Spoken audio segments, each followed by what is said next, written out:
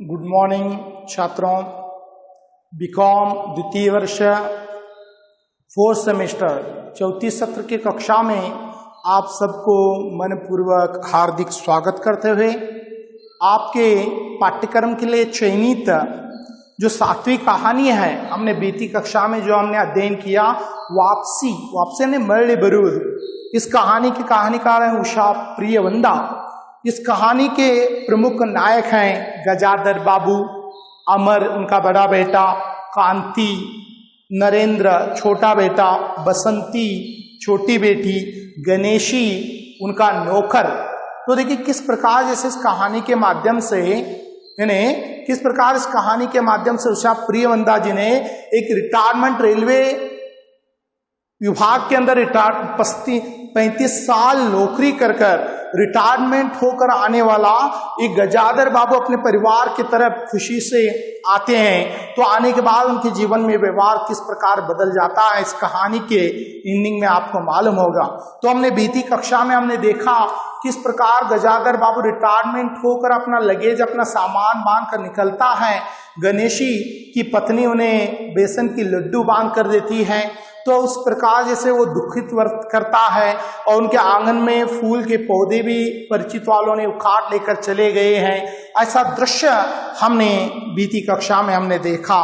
तो देखिए 35 साल रिटायरमेंट होने के बाद अधिकांश समय उन्होंने अपने जीवन में अकेला बिताया था, रहकर काटा था। उन्हें अकेले क्षणों में उन्होंने इस समय की कल्पना थी अपने परिवार के साथ रह सकूंगा। तो 35 साल अपना जीवन अकेले काटे हैं गजाधर बाबू।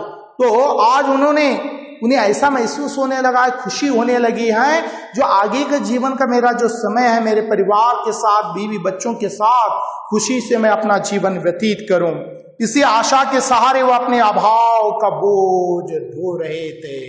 इसी आशा उम्मीद के सहारे गजाधर बाबू क्या करने लगे, जैसे आगे बढ़ते हैं और संसार की दृष्टि में उनका जीवन सफल कहा जा सकता है। संसार की दृष्टि में, क्योंकि 60 साल की उम्र और 35 साल की नौकरी, रिटायरमेंट होकर आज उनके परिवार की तरफ बढ़ने लगे हैं। संसार की दृष्टि से उनका जीवन एक सफल है।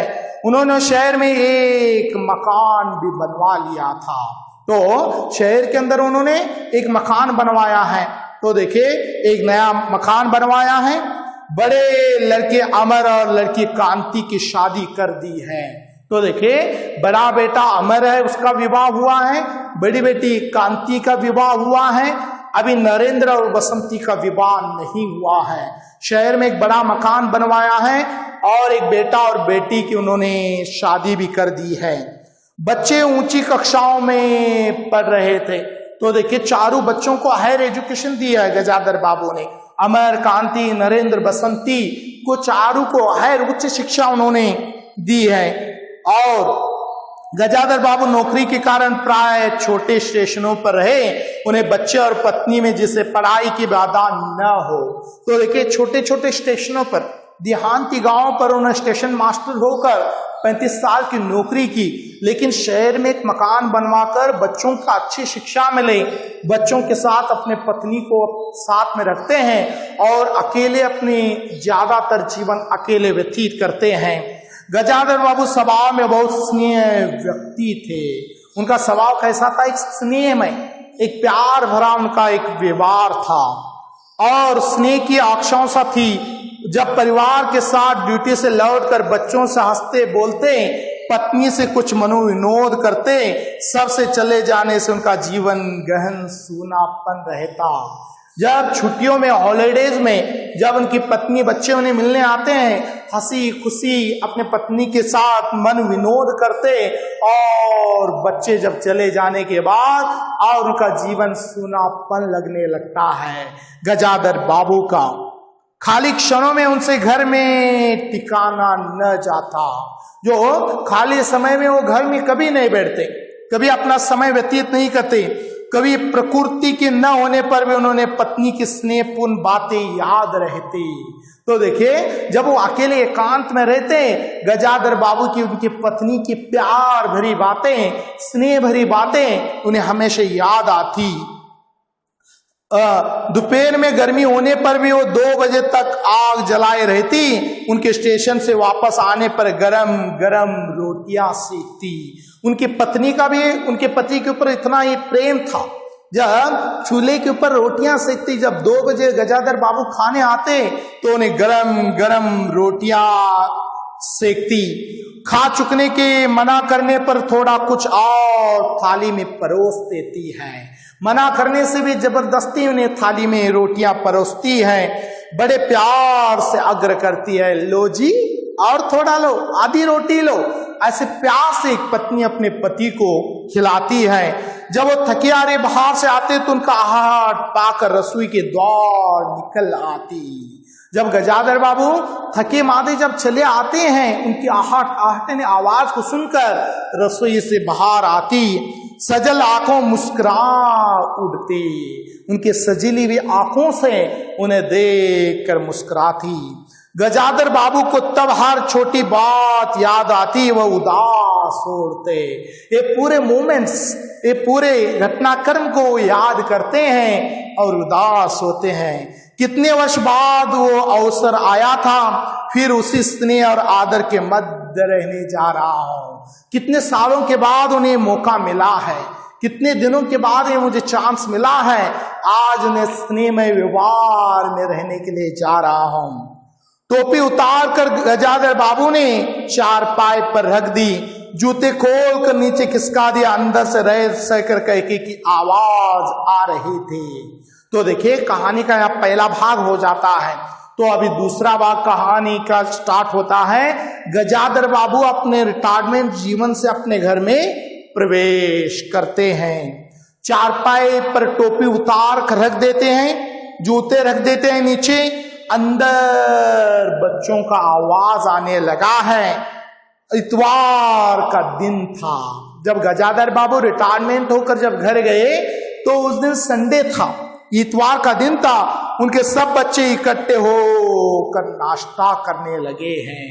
तो उनके सब बच्चे मिलकर सुबह सुबह क्या करने लगे, 10-11 बजे का समय हुआ है, हंसते खेलते मौज मस्ती करते नाश्ता करने लगे हैं। उस वक्त गजाधर बाबू घर में प्रवेश करते हैं। गजाधर बाबू के चेहरे पर स्निग्ध मुस्कान आ गई है।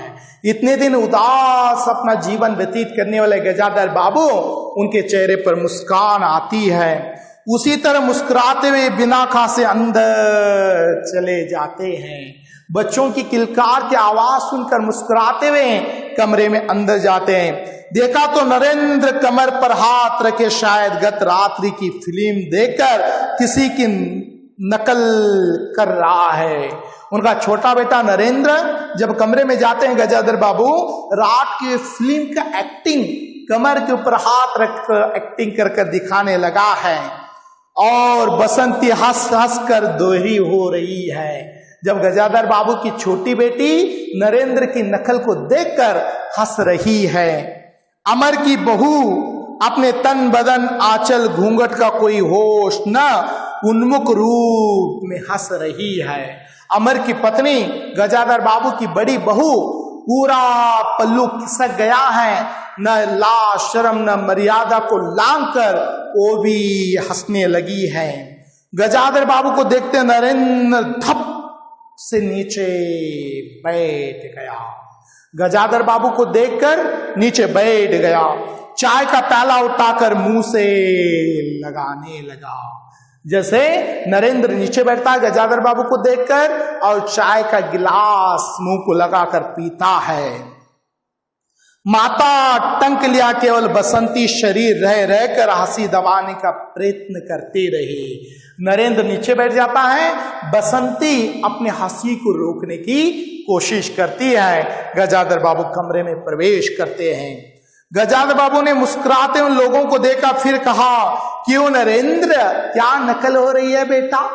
तो देखिए गजाधर बाबू कहता है, बेटा क्या नकल हो रही है? कुछ नहीं बाबूजी, नरेंद्र सिर पिटाकर कहा।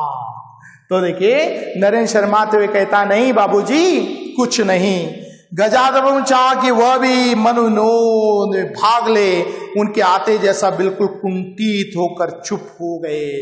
तो वो भी इस खुशी में भाग लेने की कोशिश कर रहे थे, लेकिन वो प्रवेश करने के बाद पूरे कमरे में साइलेंट मोड हो जाता है। उनके मन में थोड़ी सी खिन्नता उपज आती है, तो मैं आने से पूरा साइलेंट हो गया, ऐसा क्रोध आता है। बैठते हुए बोले, बसंती चाय मुझे भी देना बेटा थोड़ा। तो देखिए गजाधर बाबू कहते हैं, बसंती मुझे चाय लेकर आओ, तुम्हारी अम्मा की पूजा अभी चल रही है क्या? निमताई पूजे मारता है नो बसंती उन स्वल्प चा ननगु कूड़ा तगुन बात है तारे। बसंती ने माँ की कोठरी की ओर देखा, अभी आती होगी बाबूजी, माँ पूजा कर रही है, अभी आएगी। और प्याले में उनके लिए चाय छानने लगी और बसंती ग्लास में चाय डालने लगी।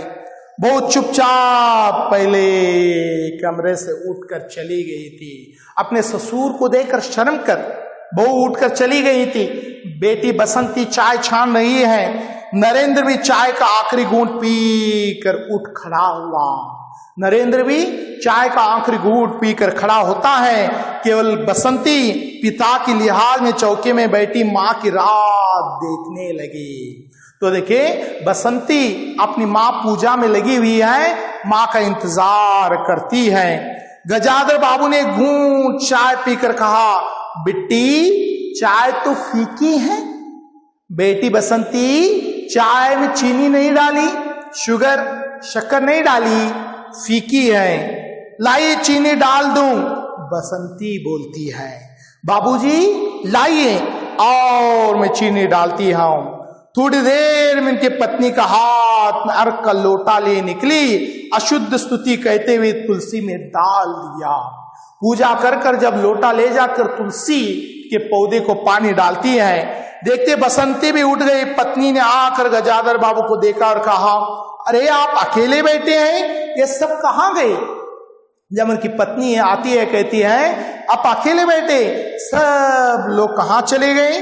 गजाधर बाबू के मन में फांसी कर कर उठी, अपने आप काम में लग गई। आखिर बच्चे हैं, तो देखिए इतना कहकर अपने काम में लग जाते हैं उनकी पत्नी। आखिर बच्चे हैं, उठ कर चले गए। पत्नी आकर चौके में बैठ गई और उन्हें नाक बहु चढ़ाकर चारों ओर जूठे बर्तनों को देखा। तो देखिए पूरा नाश्ता कर कर चले गए, बर्तन ऐसे फेंक कर। झूठे बर्तनों को देखकर नाक भौं चढ़ाकर उनकी पत्नी कहती है, फिर का सारे में झूठे बर्तन पड़े हैं, इस घर धर्म कर्म कुछ नहीं है इन लोगों को। देखिए इतने बर्तन पड़े हैं, इन्हें धर्म कर्म कुछ है या नहीं। पूजा करके सीधे चौके में घुसी। फिर उन्होंने नौकर को पुकारा। जब उत्तर मिला एक बाजार और उच्च स्वर में फिर पति की ओर देखकर बोली। तो नौकर कहां चला गया है? बाजार चला गया है। उच्च स्वर में ऊंची आवाज में पति की ओर देखकर कहा, बहू ने भेजा होगा बाजार। और एक लंबी सांस लेकर चुप हो जाती है, शायद बहू ने उसे बाजार भेजा होगा। इतना कहकर उनकी पत्नी लंबी सांस लेकर चुप होती है। तो देखो छात्रों, आज इस कक्षा में आपने वापसी इस कहानी में देखा हमने गजाधर बाबू ने रिटायरमेंट होकर जब अपने घर आते हैं, घर आने के बाद किस प्रकार जब नरेंद्र एक फिल्म की नकल करने लगती है, अमर की पत्नी बसंती सब हंसने लगते हैं, मौज मस्ती में अपने आप में लीन होते हैं। गजाधर बाबू को देखकर सब साइलेंट होते हैं। बसंती से अपने बेटी से चाय मांगते हैं। बसंती चाय लाकर देती है लेकिन फीकी होती है। कहते हैं बाबूजी थोड़ा चीनी डालूं। तब तक उसकी पत्नी पूजा समाप्त कर कर आती है तो उन्हें देखकर कहते हैं आप अकेले बैठ गए, कहाँ चले गए सब? तो झूठे बर्तनों को देख कर कहती है देखिए इतना फेंक कर चले गए सब, नौकर कहाँ है? नौकर को तो बहू ने बाजार भेजा होगा कहकर अपने पति की तरफ देखकर कहती है। तो इस प्रकार एक परिवार का कलह हमें यहाँ पर दिखाई देता है। तो छात्रों, इस प्रकार आज हम इस कक्षा को यही रुकते हैं और अगली कक्षा में निरंतरात्मक वापसी कहानी को लेकर आगे बढ़ेंगे। तब तक के लिए आप सबको मनपूर्वक धन्यवाद। Thank you.